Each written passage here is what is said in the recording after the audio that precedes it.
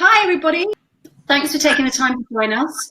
We're hoping that this is going to be an informative and interactive session for you on the subject of creativity and leading for creativity. And just to talk about the creative leadership at Burger King, and really echoing a lot of those things you've talked about the actual kind of the framework for creating chaos and going out on the edges and being really embedded in culture.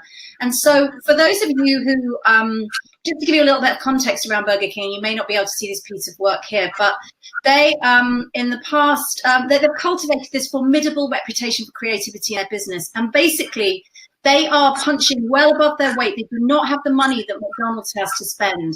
And so if they can't outspend them, they have to outthink the competition. And that, I think, is really where you're looking at creativity for commercial advantage. And that's why I think it's so great about some of their work. And over the past 4 or so years, they've channeled their quirky and sort of counterintuitive personality into an amazing array, an amazing body of work that's really delivering for them.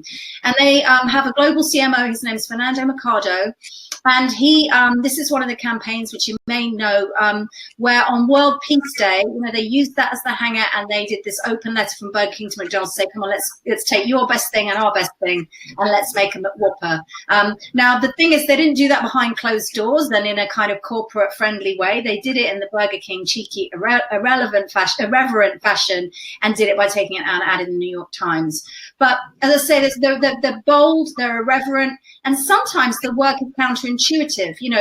We're going to talk to our competitor, we're going to directly either approach our competitor, but that is how creative thinking happens. As you're saying, Elise, it's on the edges. It's not in the tram lines, just staying on the same tram lines as everyone else, because campaigns and ideas without having this creative heart, they become wallpaper in this world that we live in, which is now so cluttered and no one takes any notice. So I just wanted to talk a little bit about the sort of some of the creative leadership lessons that we can take from the way that Burger King operate, and particularly under this particularly bold CMO that they have.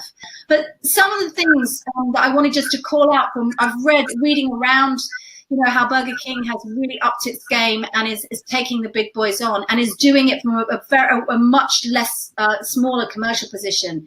One of the things that they talk about in the development of this campaign is about the fact that creativity really takes time. There's something there about letting the idea grow, letting it develop, and being comfortable with uncertainty. Again, you were saying, Elise, as leaders, we don't embrace, even as human beings, I don't think we embrace uncertainty necessarily. It's not a nice place to be a lot of the time. But with a creative idea, it might be that we've just got to live with that ambiguity for a little bit longer. So being able to have the uncertainty, but to keep pushing, not to just throw it all out and say, no, we're not doing that. And I love what he says about, the power of fun. So the detour piece is all about a really big prank that you're inviting your customers to collaborate in. And I think he says it can bend logic. It's interesting. He also says that if it was easy, someone else would have done it. And I think it's not the most obvious thing to say, but I think it really ties into, what you wanted to talk about, Elise, which is about resilience. How do you deal with things when they don't go your way?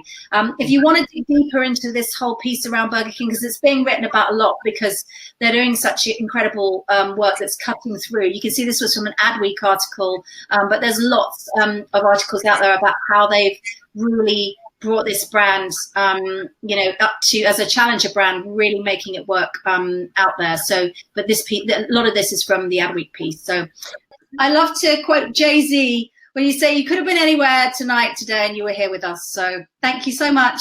Thanks, guys. Bye. Thanks, everybody. Take care. Bye-bye. Bye.